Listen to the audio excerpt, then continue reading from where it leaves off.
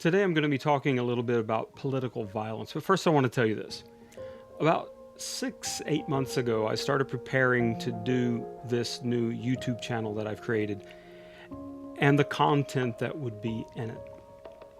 I have 176 topics that I've written down that I want to talk about. None of them political. So far, all I've done is political. So I'm going to be switching to the things that I wanted to talk about originally, and this will be the final political one for now. There'll be one interspersed because I can't help myself. But I'm going to get to the 176 things that I wanted to talk about. I want to talk about inspirational subjects. I want to talk about theological subjects. I want to talk about questions of God. I want to ask the question, is there a God? I want to ask the question, does God heal? Does God bless us for certain activities? Does he punish us for others? Is there a hell? Is there a heaven? What is the afterlife like? I want to ask a lot of questions that some of the answers I give may surprise you or maybe not, but I want to get to that. But first, one last political thing.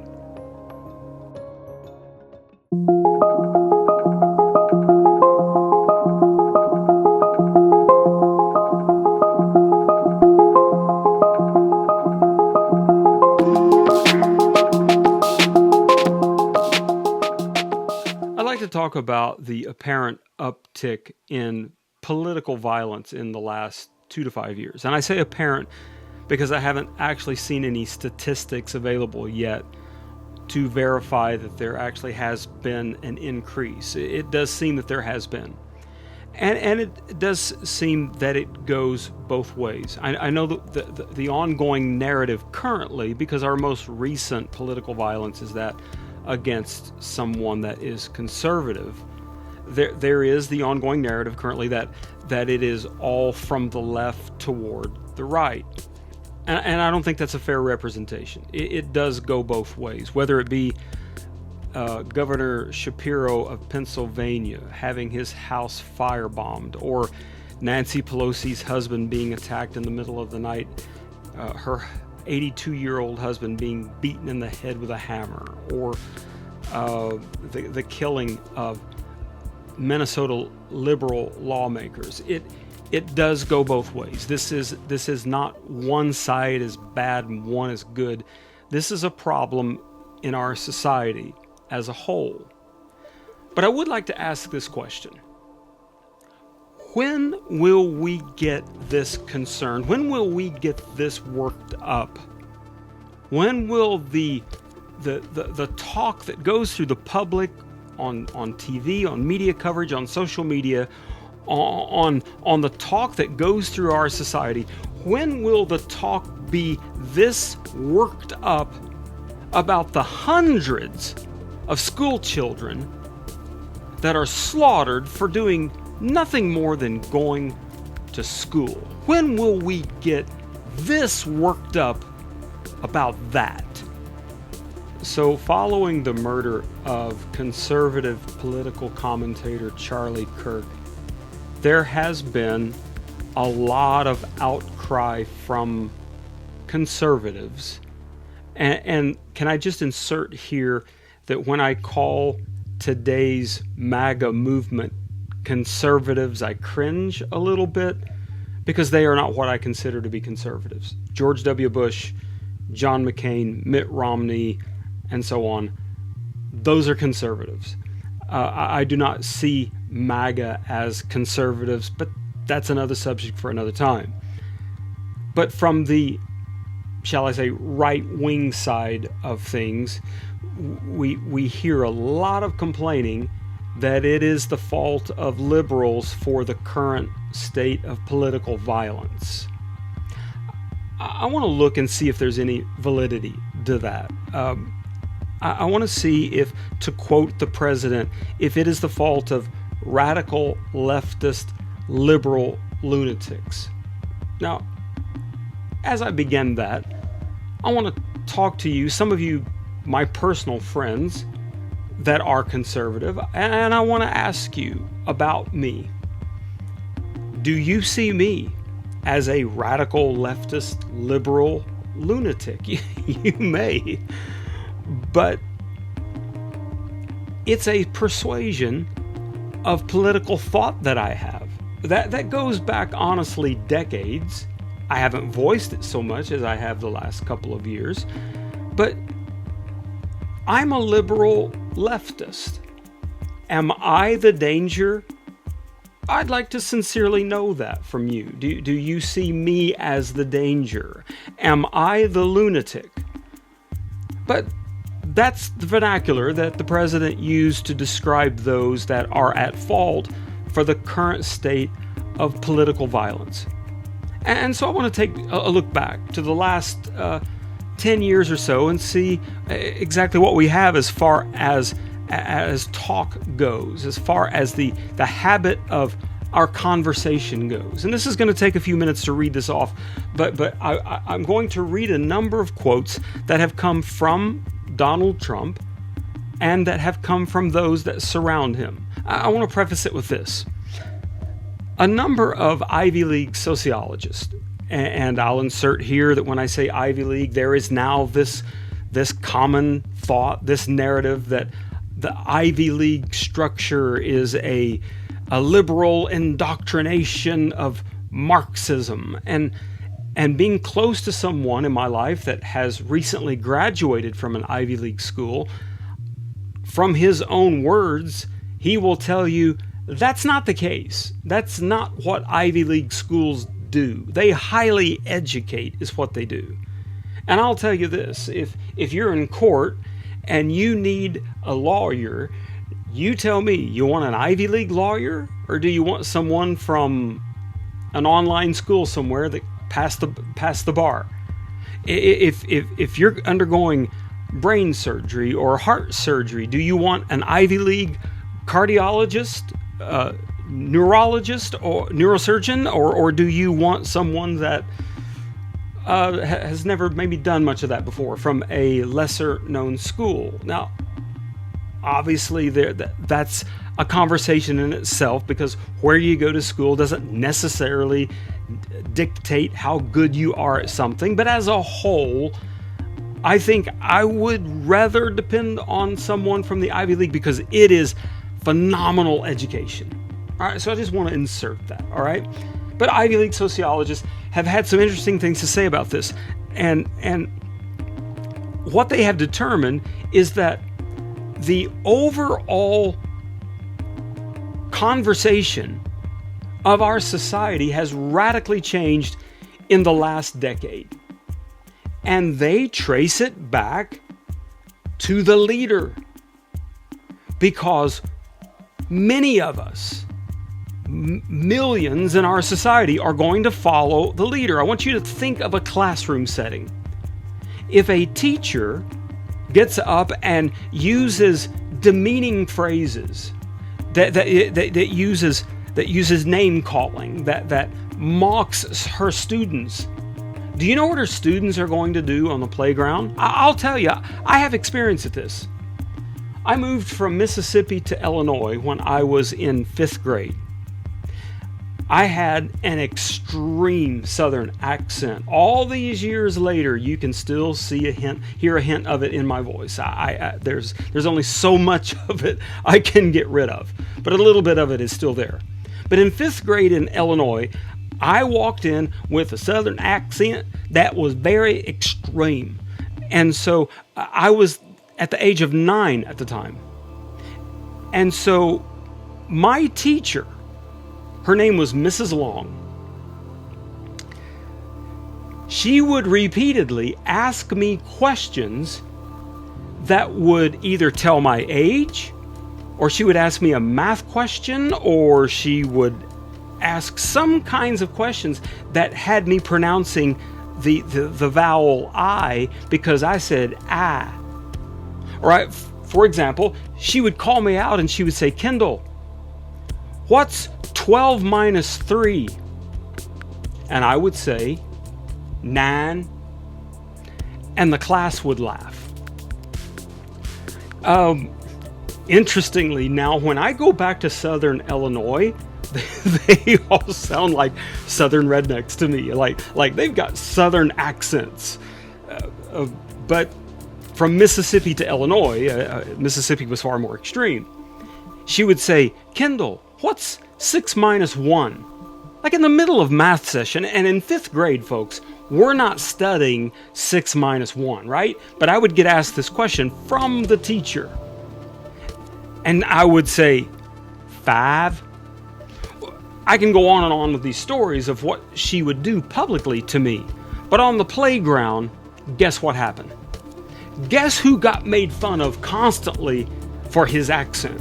Guess who constantly was asked, "Hey, how old are you?" And trying to force me to say 9. So what the teacher does, the students do. And Ivy League sociologists have determined that what the leader does, the citizenry does. And we have watched a radical decline in our overall form of communication in the last 10 years. So I'm going to take some time to look into some quotes, mostly from Donald Trump, but also from those that surround him. And first, I'm going to read off some things that he has said about women and names that he has called women. And then go back to that 5th grade classroom example that I told you about. And you tell me if there's any possibility that the citizenry of our country is following its leader. Here are the examples. Donald Trump called Stormy Daniels and several others horseface. He called Carly Fiorina, the presidential candidate at the time. He said, "Look at that face. Would anyone vote for that face?" About a White House aide, he said, "She's a crazed lowlife. She's a dog." About Megyn Kelly, who is now a Trump supporter extreme, which I don't understand. He said, "She has blood coming out of her eyes, coming out of her whatever." Later, he called her a bimbo. About Alicia Machado, Miss Universe 1996, who had put on a little bit of weight with age, he called her Miss Piggy.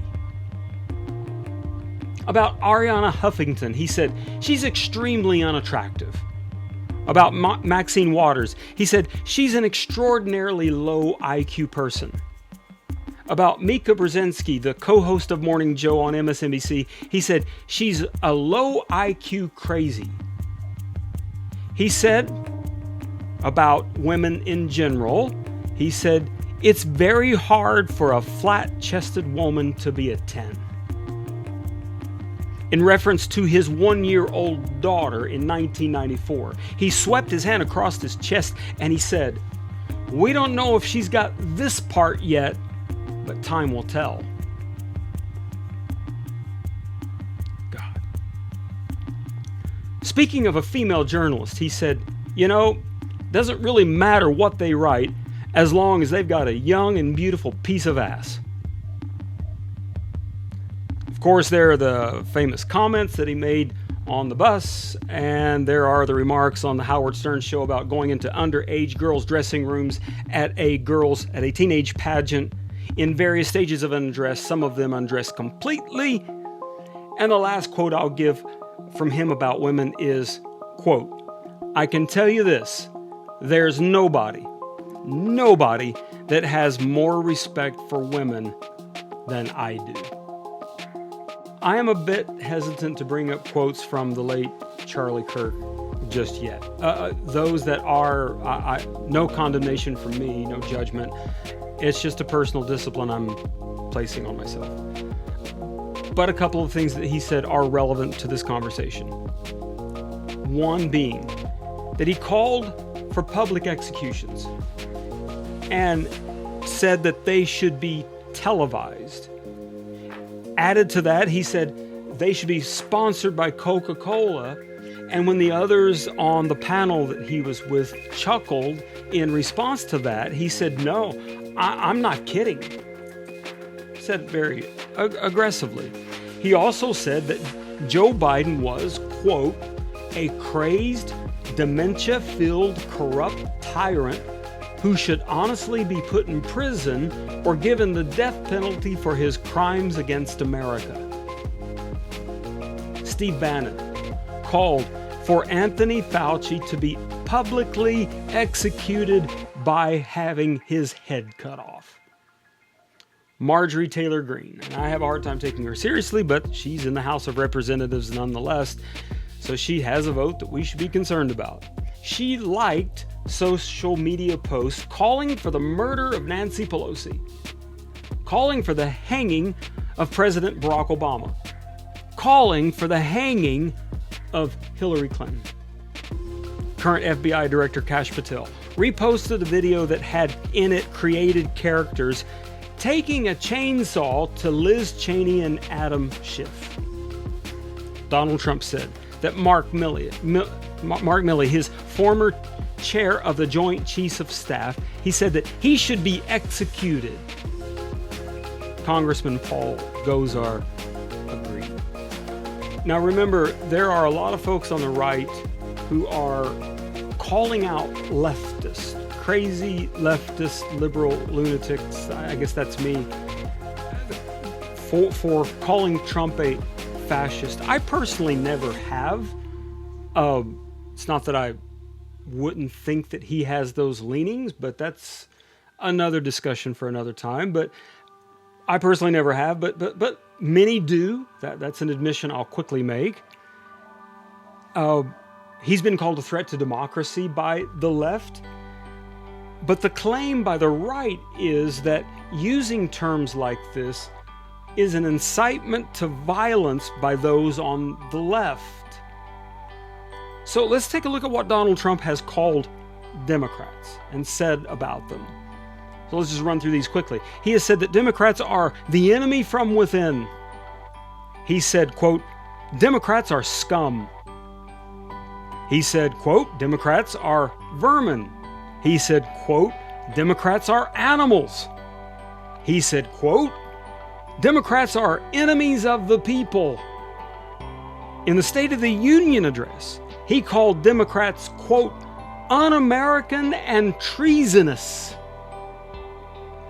In one statement, he said, I think Democrats hate me, but I'll tell you this, I hate them. I really do. He called Democrats fascist too many times to count. He said when Joe Biden was president, he said, Joe Biden is running a Gestapo state surrounded by fascists. He called Kamala Harris a Marxist. He called her a communist.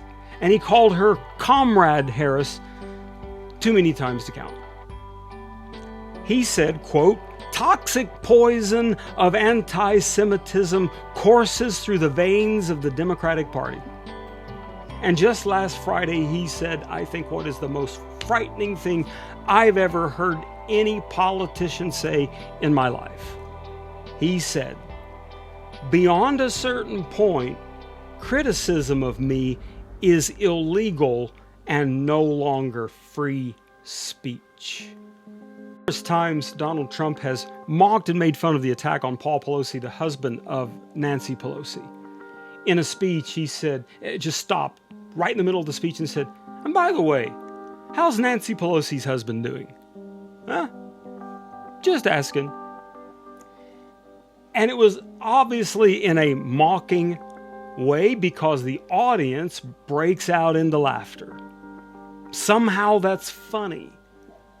Somehow political violence to Donald Trump and at least 20,000 MAGA people sitting there listening to it, somehow political violence to them is funny.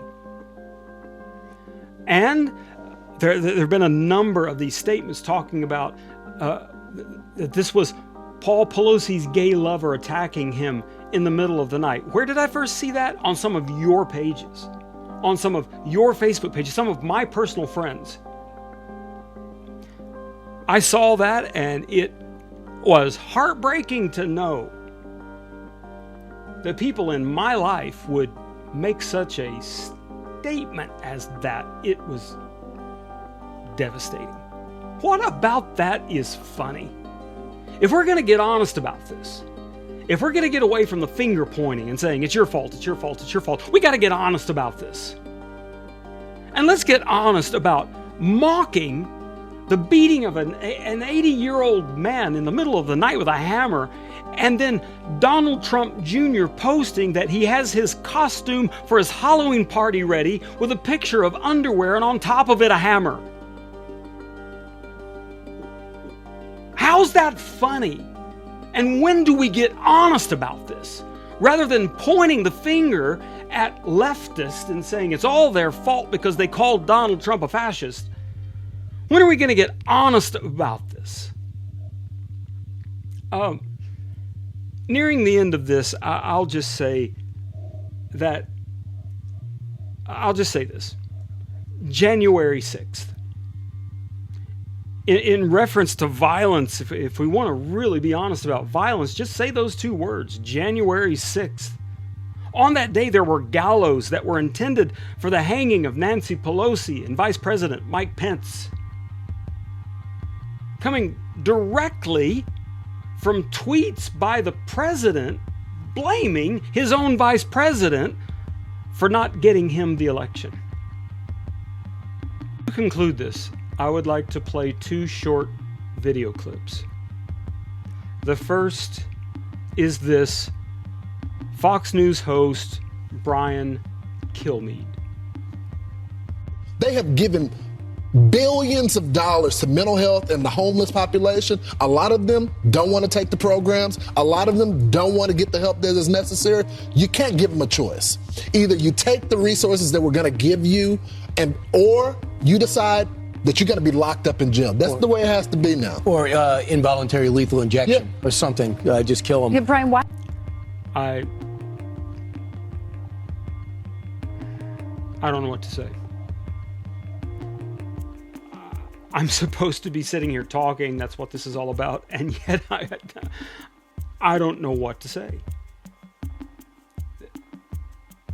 I guess it's best that I let the statement speak for itself. But this is far more shocking than the Coca-Cola sponsored televised beheadings of people that 12-year-olds should watch. This is... If I start commenting, I'm going to end up yelling, and I think it's best that I just let the statement speak for itself. But this comes from a man, Brian Kilmeade, who is very outspoken, I want to use corny air quotes, pro-life, who is a very strongly outspoken practicing Catholic. The Catholic Church, which takes on an official position of having great compassion towards those in need. I've spent hundreds of hours with homeless people. I've had a lot of conversations. I've had homeless people live in my home. I've watched people struggle intensely. Human beings that we claim in the Christian culture, which I feel very disconnected from, quite honestly, that all are made in the image of God. And I've talked with those made in the image of God for a lot of hours. And hearing that is violently hurtful. And then to go on and understand that this man has not missed 1 minute of broadcast time because of that statement. And to know that his apology never included an apology for saying it, merely that it was callous. Yeah, you're damn right it was callous. But he still has his job. Hasn't yet missed a minute of work, and it doesn't appear that he will.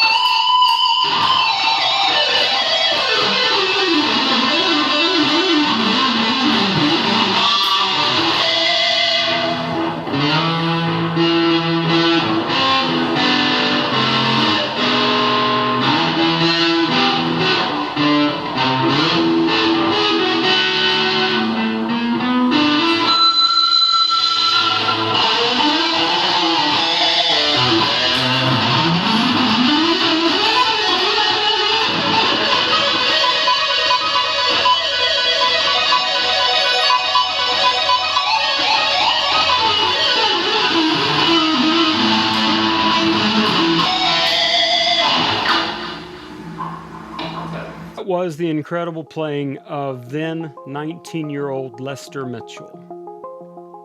Lester Mitchell, at that time, was homeless. He had been raised by his mother on the streets since he was a young child. His mom, who I came to know very well, struggled with some really severe mental disorders. And communicating with her was at times a challenge. At times it was really rough. She passed about a little over a decade ago, and her son, now at this time, all these years later, he's 32, 3, somewhere in that area now. Lester Mitchell now is married. He's married to a wonderful lady who is a nutritionist, and he's running a YouTube channel. And I'm look below, and you're going to see the link to his channel. I want you to see him and the things that he produces. He was at that time an incredible guitarist, and is now even better. I met Lester. I saw him walking down the street one day. He was wearing a leather coat. He had a guitar on his back, long black hair, and he just looked like the coolest human being I'd ever seen in existence. And I just thought to myself, if I could only be that cool. I met him later and realized that he was the guy that was walking down the street, and then I heard his story. Wow.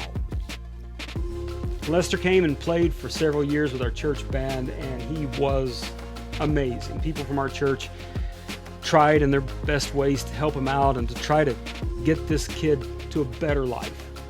And in the process of that, Lester said he wanted to get a job. He wanted to start working and try to do something.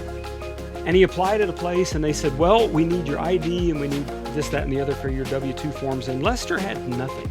He had literally nothing. There was no proof in his possession that he existed. And so he went to try to get a California ID card, but they said, we need your social security number. He didn't know what that was. No one did. His mother didn't know. No one knew. And so the next step was to go get a social security card. I will tell you, the steps that we went through, the hours, the hundreds of miles of driving, it took forever to get this done. And I'll tell you this, a man at our church worked at the Social Security office. If not for him, it would have taken, he said, anywhere from months to years to get Lester actually documented. That's the predicament that Brian Kilmeade wants to execute. That's the condition they're in. And the young man that you just watched on video, that's a 19-year-old. Brian Kilmeade thinks it's just somebody we just need to kill them all.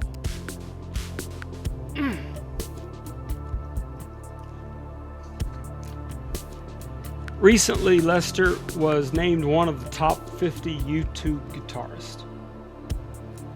He has done, this is really emotional, but Lester has done some incredible things with his life. There were more obstacles that he had in front of him that he still had to overcome he didn't see coming. There were things done to him, things that happened in his life, things in his pursuit of becoming a part of a functional, productive society. There were obstacles that were brutal. And I tried my best to help him through some of these, and I couldn't get it through. It was amazing. But the point here is that that's just someone that said, in a callous way, I guess, that we just need to give them an involuntary lethal injection and kill them.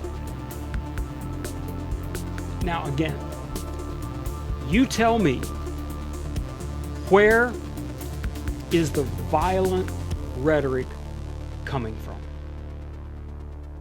I read off a lot of quotes in this video and cited a number of named sources for those quotes. And I said at the beginning that I was going to issue a challenge. And I'm at the end of this. I'm finished. Here's the challenge. The challenge is, find me one sentence from any well-known liberal that matches any of what I've said. I've acknowledged that liberals, Democrats often say fascist, threat to democracy. I think I have shown that the right uses that as well. Of all of the other things I said, of all of the other quotes that I gave, find me one well-known liberal that matches any of that. I'm not talking about Twitter. Twitter is a wasteland. It's been called a cesspool for 20 years for a good reason. It's filled with nameless, faceless people that just say anything they want that's ridiculously crazy. Most of it trolling just to say something crazy to get a reaction out of people. So I'm not talking about that. I'm talking about named people. Find me a Democratic senator. Find me a Democratic House member. Find me an FBI director, a president, a son of a president, a liberal broadcaster who has said one sentence that matches any of the things I've quoted. I'd like to hear it. If it's out there, I want to hear it. It's time for rhetoric to change. It's time for it to be overhauled. I don't want to turn this into, it's their fault. No, it's their fault. It's them. No, it's them. It's not about that. But it is about being honest. It is about having integrity about the roots of this problem. And I would strongly suggest that the roots of this problem are from the president himself. I've lived a while. I'm starting to truly be what many call their parent, an old man. I'm getting to that place. I've lived a while, and I've never heard this kind of talk among political leadership, among politicians of any kind. I've never heard it. But now I hear it from the president on an almost daily basis, and the result is that his followers repeat what the metaphor, my 5th grade metaphor, what the classroom teacher is saying. They copy what he says. I fight hopelessness on this because I don't see the leader changing. But can the citizenry change? Can Americans change? Can the MAGA movement, the people within it, can they change? Can we get out of this horrific mockery to the point we're making fun of a war veteran, of a prisoner of war that was in a 5x8 cage for 5 years with almost every bone in his body broken, and then having him mocked? Can we get away from that? God help us. And God help those that want to wear the label Christian, that follow this, that worship this, that repeat this, that repeat the making fun of Paul Pelosi and claiming that his attacker was his gay lover. Those Christians that actually had the gall to repeat that and make fun of it. Can we stop? Can we please? Can we stop? Thank you for your time. I hope you have a beautiful day.